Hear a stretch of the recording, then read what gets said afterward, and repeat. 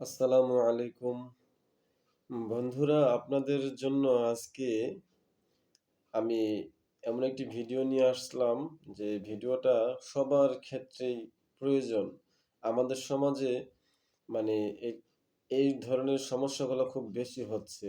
স্বামী স্ত্রীর ঝগড়া বিবাদ করে দ্বন্দ্ব কলহ সৃষ্টি হয় এবং অনেক ঝগড়া বিবাদ করার পরে স্ত্রী রাগ করে চলে যায়, তাদের নিজের বাড়িতে চলে যায়।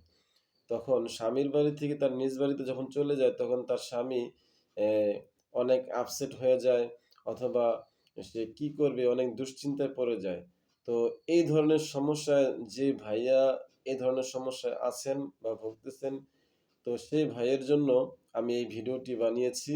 যে যদি আপনি মনে করেন আপনার সাথে রাগারাগি করে আপনার স্ত্রী চলে গেছে আপনার কাছ থেকে, তার নিজ বাড়িতে চলে গেছে, তখন আপনি আপনার স্ত্রীকে কিভাবে আপনার কাছে নিয়ে আসবেন?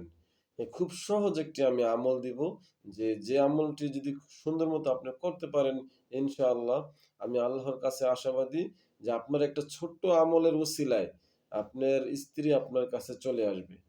সে যেখানেই যাক, পৃথিবীর যে প্রান্তেই যাক, দেখবেন যে অল্প কিছুদিনের মধ্যেই সে চলে আসবে আপনার কাছে। তো আমি আমলটির নিয়ম আপনাদের আমি শিখিয়ে দিব।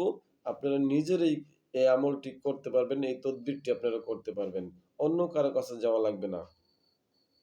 ১ম এ আমি কিতাব থেকে দিচ্ছি। এই যে দেখেন, এখানে কিছু লেখা আছে,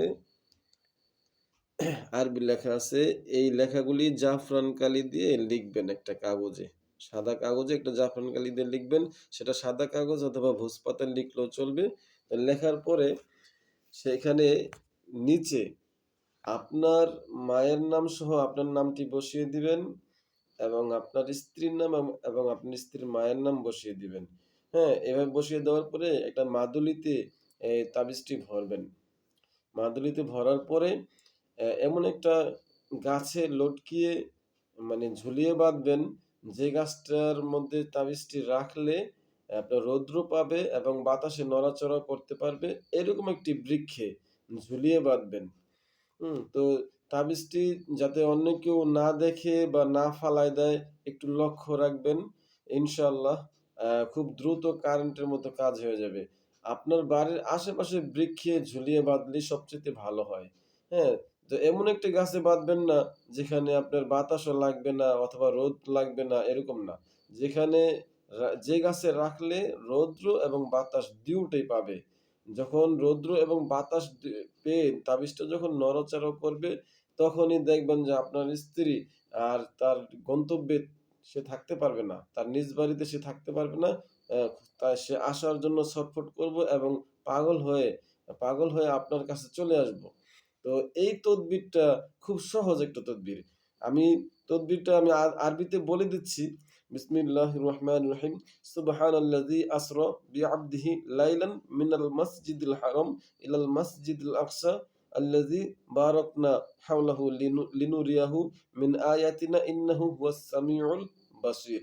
হ্যাঁ? এই দোয়াটা সুন্দর করে জাফরান কালি দিয়ে একটা সাদা কাগজে লিখবেন।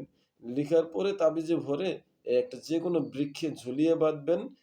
যখন তাবিজটি বাতাসে নড়াচড়া করবে, তখন আপনার স্ত্রী যত রাগা মানে যতই সে রাগ করে থাকুক না কেন, তার রাগ চলে যাবে এবং সে খুব দ্রুত অল্প কিছু দিনের মধ্যে, যেমন ৩ দিন অথবা ৭ দিন অথবা ১১ দিনের মধ্যে সে চলে আসবে আপনার কাছে।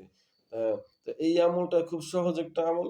যদি আপনারা এটা নিজেরা কেউ না করতে পারেন, তাহলে যদি আমার সাহায্যের প্রয়োজন পড়ে, আমার সহযোগিতার প্রয়োজন পড়ে, তাহলে স্ক্রিনে দেওয়া নাম্বারে বলবেন। ইনশাআল্লাহ অবশ্যই আমি আপনাদের সেবা করব। অবশ্যই আপনাদের এই কাজটা আমি করে দেব। তো আপনারা এই আমলটা যদি পারেন নিজেরাও করবেন। না পারলে আমাকে অথবা অন্য কারো কাছ থেকে করাতে পারবেন। তো এই সহজ আমলের বিনিময়ে আপনার স্ত্রী আপনার কাছে চলে আসবে। তো এই পর্যন্ত আজকের ভিডিওটা। তো পরবর্তী ভিডিও পাওয়ার জন্য অপেক্ষা করুন এবং লাইক, কমেন্ট, শেয়ার করুন। ইনশাআল্লাহ আমি নতুন আরো ভিডিও এরকম নতুন সুন্দর আমল নিয়ে আসবো আপনাদের জন্য। যাতে আপনারা অনেকে এরা নিজেরাই করতে পারেন, নিজেরাই শিখতে পারেন।